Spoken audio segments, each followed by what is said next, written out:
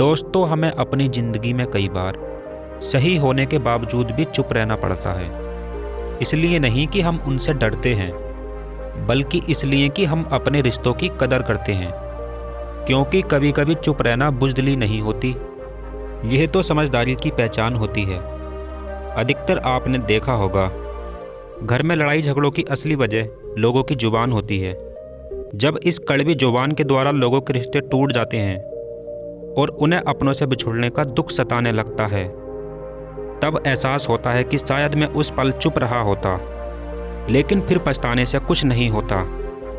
आज की जो बोध कहानी आप सुनेंगे, इसमें आपको चुप रहने के फ़ायदों के बारे में पता लगेगा।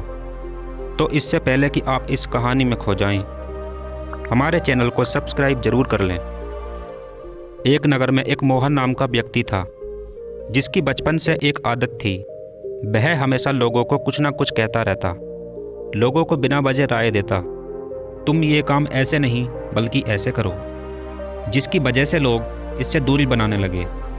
जब यह रास्ते से गुजरता तो लोग इसे देखकर हट जाते, लेकिन जब लोग इससे दूर रहने लगे तब इसे थोड़ा बहुत एहसास हुआ कि लोग मुझसे दूर क्यों हट रहे हैं।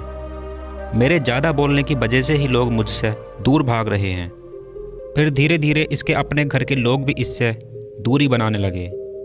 यह सब देखकर इसने सोचा कि मुझे ये अपनी आदत बदलनी चाहिए, लेकिन इसके कुछ समझ नहीं आ रहा था और यह अपनी इस आदत को बदल नहीं पा रहा था।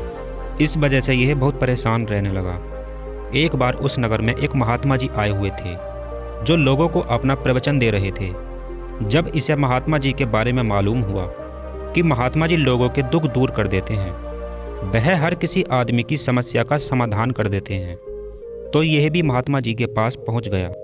जब उनका प्रवचन खत्म हुआ और सारे लोग वहां से चले गए, तब ये उन महात्मा के पास गया और उनसे बोला, महात्मा जी, पहले मेरे बहुत मित्र हुआ करते थे, लेकिन अब कोई नहीं है।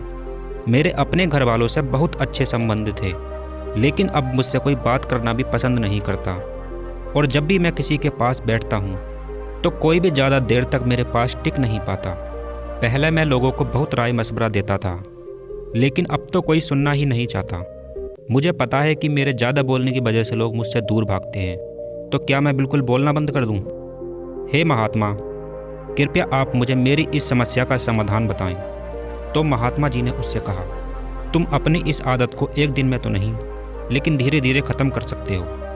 तुम्हें अपनी इस आदत को सुधारने के लिए यह जानना बहुत ज़रूरी है कि तुम्हें कब चुप रहना है। जैसे कि अगर किसी चीज़ के बारे में तुम नहीं जानते और अन्य लोग उसे बहुत अच्छी तरह जानते हैं, तब आपको वहाँ अपनी राय नहीं देनी चाहिए, वहाँ चुप रहना चाहिए। और अगर आपकी बातों से किसी को ठेस पहुँच रही है, वह तुम्हारी बात सुनना बिल्कुल भी पसंद नहीं कर रहा है, तो तुम्हें वहाँ चुप रहना चाहिए। इससे तुम्हारे रिश्ते में दरार नहीं पड़ेगी। अगर आपके सामने कोई किसी की बुराई कर रहा है, तो आपको अपनी जुबान नहीं खोलनी चाहिए, क्योंकि जब उस आदमी को तुम्हारे बारे में पता लगेगा, वो तुम्हारे बारे में क्या सोचेगा। आपको अपने गुस्से में चुप रहना चाहिए, क्योंकि ऐसी स्थिति में ज़्यादातर आदमी के मुंह से गलत शब्द ही निकलते हैं, जिससे आदमी के रिश्ते खराब हो सकते हैं। क्योंकि गुस्से में आदमी अपनी जुबान खोलता है तो वह गलत ही बोलता है। गुस्से में हमारी बात से लोगों को ठेस पहुंचती है। अगर आप गुस्से में चुप रहना सीख गए, तो आपके रिश्ते हमेशा लंबे ही रहेंगे।